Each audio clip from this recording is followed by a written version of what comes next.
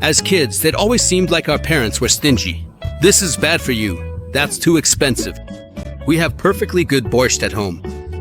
All right, here's 5 rubles. Go wild. Don't deny yourself anything. And you think, when I grow up, I'll buy whatever I want. Did that bring back childhood memories? I can practically hear my parents saying, "Here you go. Here, take the last 10 rubles and don't hold back on anything." That's just classic. Hey guys, it's Vicky. Today we're watching a video that's already gotten over 3 million views. It's about financial literacy. It's a timeless topic. As long as we have money, it'll always be relevant. As usual, we watch the video together, figure it out, and discuss it.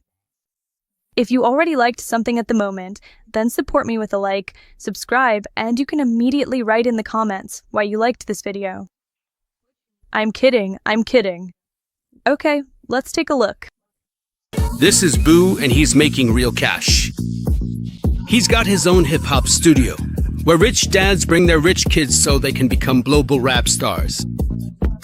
Boo makes money, the kids get publicity, and the dads relax with the moms. Ah, what a life. But then, bingo bongo, a crisis hit, already the 5th one this year. So, what happened? What happened was, the parents put their little stars on business jets and took them far away, off to make it big abroad. Meanwhile, rental prices shot up, equipment got more expensive, and to top it all off, damn punk rock is back in style. By the way, some of my subscribers and viewers are musicians. Maybe some of you also have your own studio, or maybe you play in a band. Let me know, does music actually bring in any income for you? Because as we can see, yeah, our main character Boo built a business, everything was going well, then he hit a crisis. Clients flew away, rent skyrocketed. Honestly, the music business is a complete mystery to me. I don't understand anything about it, but I'm genuinely curious how people actually make any money in it. And if you don't want to run a business, well, just learn some in-demand profession, or go on YouTube and do reaction videos like I do. Or maybe it would be better for you to become a doctor. Although, it's not always a bed of roses there either. You could try trading, that same old trading. Just know that trading isn't for everyone. I have a friend who got into it many times, and he would stress over every second, every trade. His hands would shake, and he'd scratch his head until it was raw. Basically, if you choose trading, think it over 100 times, because it's easier to lose there than to gain. You need nerves of titanium for that. I'm telling you that for sure. Boo was left all alone with debts and a couple of washed-up rappers.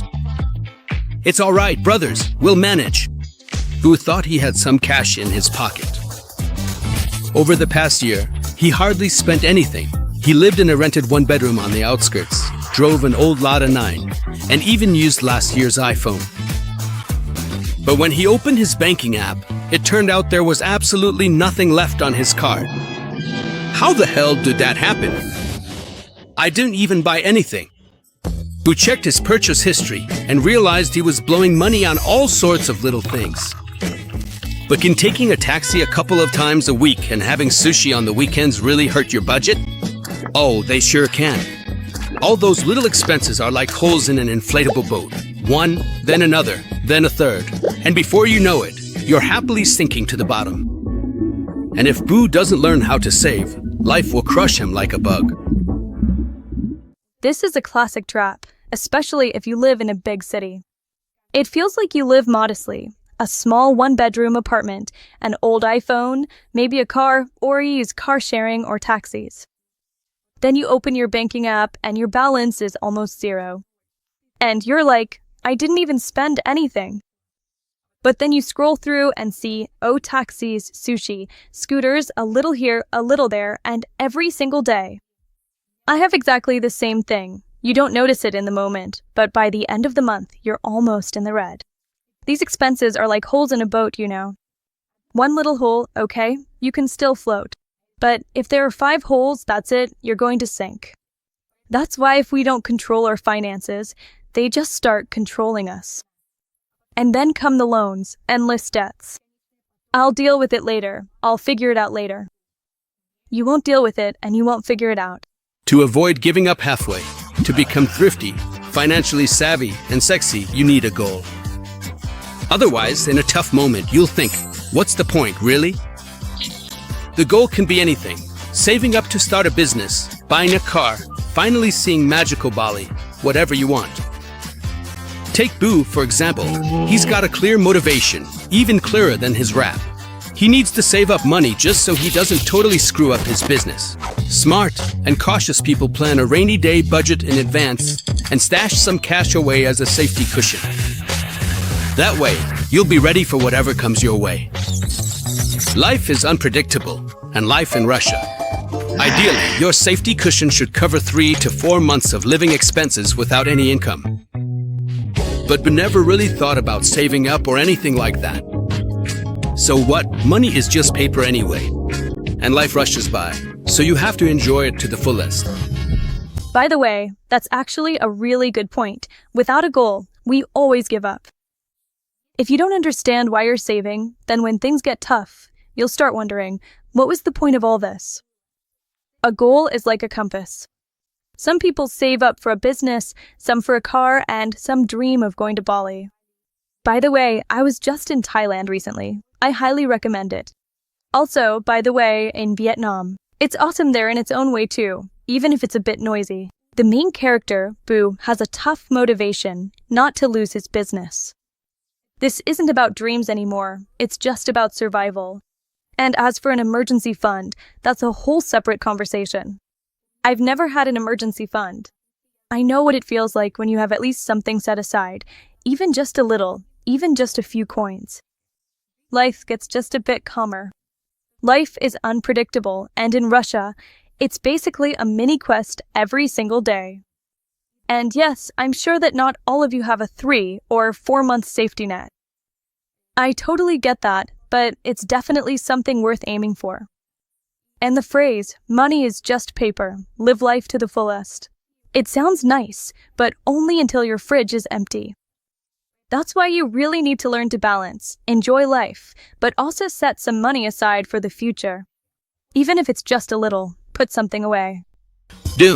Growing up isn't just about loving olives. It's also about smart financial habits. Here are the main principles of a mindful approach to money. Principle 1. Keep detailed records everywhere, both in your personal finances and in business. First, you need to clearly understand where your money is going. Ideally, make a spreadsheet or install an app where you'll log all your expenses. Break them down into categories. How much you spend on food, on transportation, on entertainment, and on the fanciest pens for signing the most lucrative contracts. Record every purchase. Literally everything, from new branded sneakers to your morning cup of coffee, and even small change for the bus. That way, you'll be able to analyze your spending and your business expenses. There's a chance you'll finally figure out where you can save money. You'll also be able to track how much you spend on paying extra for quality of life, and whether it's really worth it. By the way, honestly, keeping track of your expenses isn't some kind of boring chore or financial stinginess. It's real self-care. This is exactly where your real adult life will begin. Not out of a love for likes, not out of a love for views, but from understanding where your money is going. There was a time when I wrote everything down, sometimes in my notes, sometimes saved somewhere else. Not regularly, but I tried. I was honestly surprised. Do I really spend that much on food delivery? And then I'd buy all sorts of things, little notebooks, some markers, pens, mugs, all that stuff that just ends up lying around collecting dust. And all of that is just a financial trap. And what about coffee? Should we even talk about coffee, or is there no point? Tell me right in the comments, how many cups of coffee do you drink a day? Sometimes, I find it hard to even start the day without coffee. But really, it's an addiction. And an expensive one at that.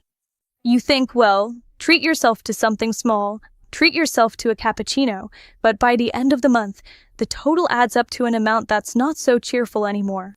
So yes, keeping track of your money isn't about being a bore. It's about mindfulness, about how you build your future, how you shape your life. 23-ply toilet paper with the scent of alpine meadows is cool and all, but man, your butt will survive without it. Principle number 2, no impulse purchases. Figured out where you can save money? Awesome! Now learn to spend only on what you actually need. That doesn't mean you have to wear your clothes until they literally fall apart on you. You just need to plan your purchases. You need to become a bit of a stickler and make yourself as predictable as possible. Write down clear goals and tasks. Exactly what you're planning to buy. For example, before going to the store, we decided he needed 5 new chairs for the studio, and that's it. It was as if nothing else even existed. Third principle, save up. Open a separate account and put 10 to 15% of all your income there. Can you do more? How good for you.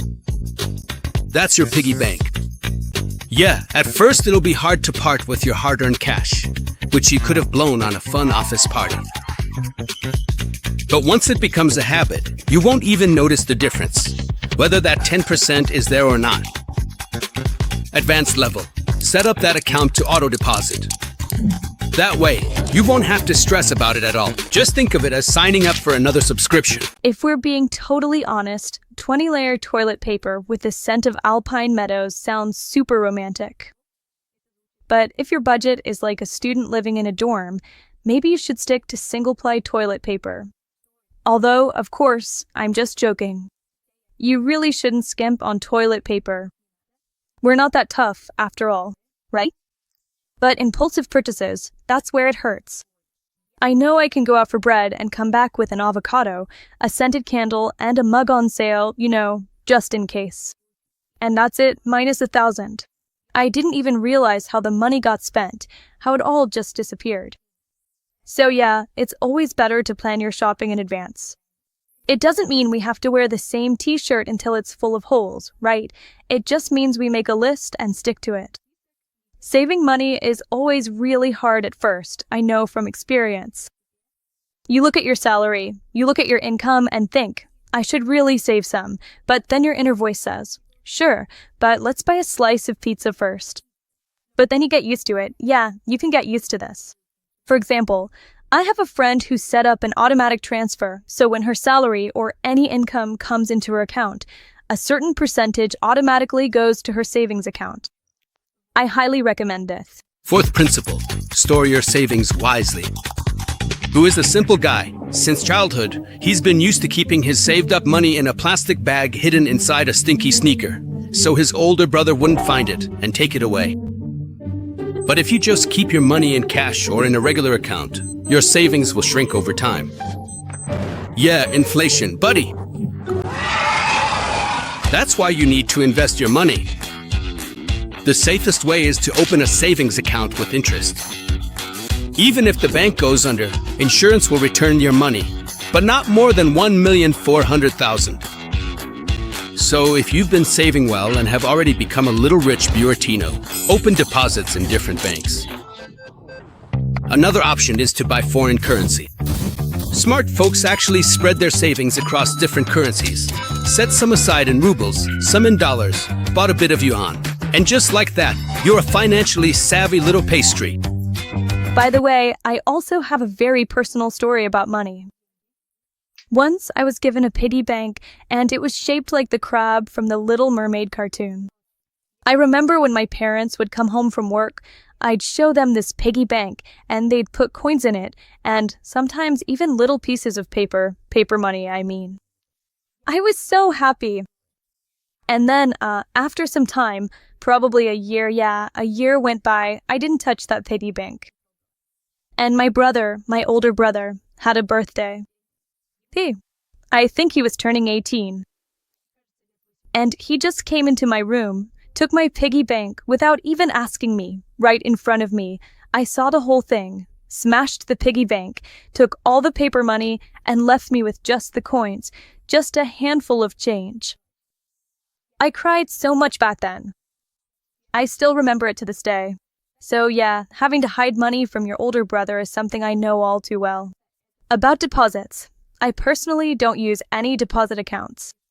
I know that a lot of people, especially from the older generation, absolutely love bank deposits, and they don't just put their money in one bank, but in several at once. You have to spread it out. As for currency, that's a great idea too. You don't have to get into trading or anything, but setting aside a bit in rubles, a bit in dollars, a bit in yuan, a bit in euros, it just makes you feel a little more at ease, at least on the inside. There are plenty of other ways to preserve your capital. Buying gold, crypto, real estate, stocks. You can even invest in startups. So, look into all the options and pick the one that feels right for you. Who thought it over and decided that his plan was to invest part of his money in advertising his studio and stash the remaining measly cash in a reliable bank at a wild 5% interest. Now that Boo is practically broke, it's time to hustle. Principle 5. Start bargaining and learn how to haggle. 3,600 is not 5,600, you know. Step 1. Lose the crown. No one is above a good old-fashioned price negotiation. Whether at the market, the flea market, or even during negotiations in a fancy glass business center, you can save a lot if you just talk a little. As they say, boldness is a second kind of luck. About investments, I'm not taking any risks myself just yet. I watch some friends who are trying to do something in cryptocurrencies, and honestly, most of them aren't having much success in that area. But I'm sure there are people who are seriously studying investments. Of course, I still have a lot of growing and learning to do to reach their level. The idea of investing in business advertising is the right one. A lot of people think that businesses just promote themselves and only trust, friends and word of mouth. That's possible, but it's going to be slow and take a long time. If you want to grow, you can't get anywhere without advertising. As you know, there's a saying, advertising is the engine of commerce. And as for bargaining, honestly, that's just not my thing at all. I feel so awkward whenever I ask for any kind of discount.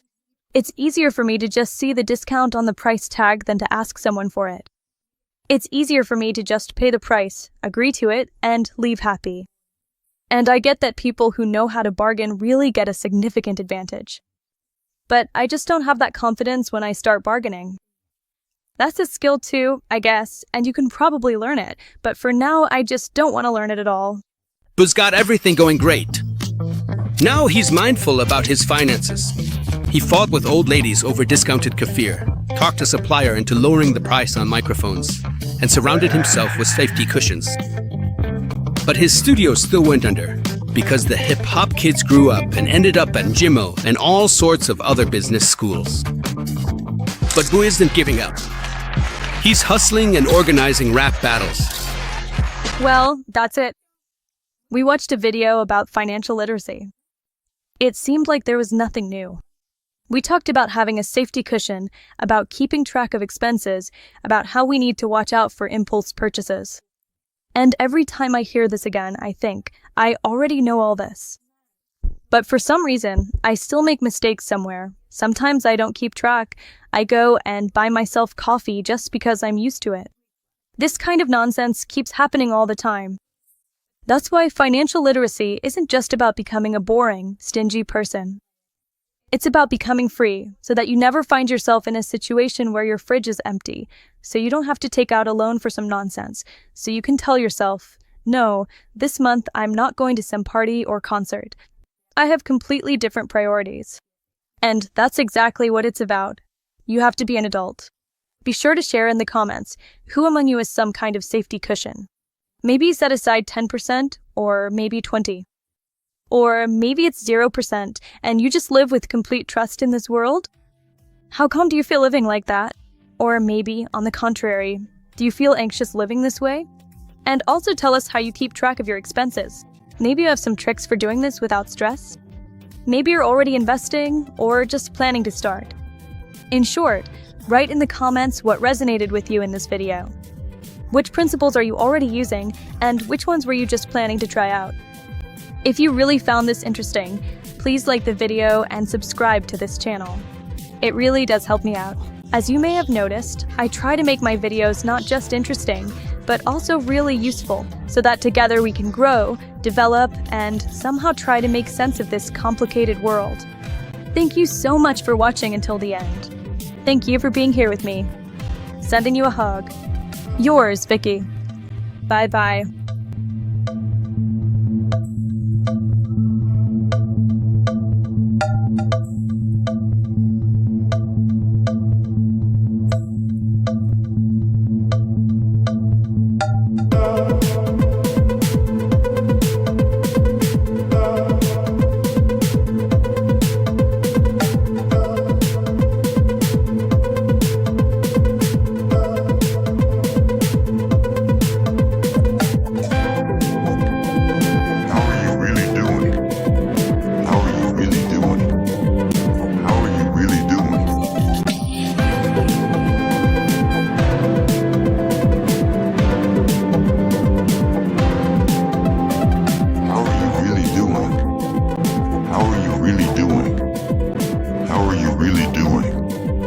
How are you really doing?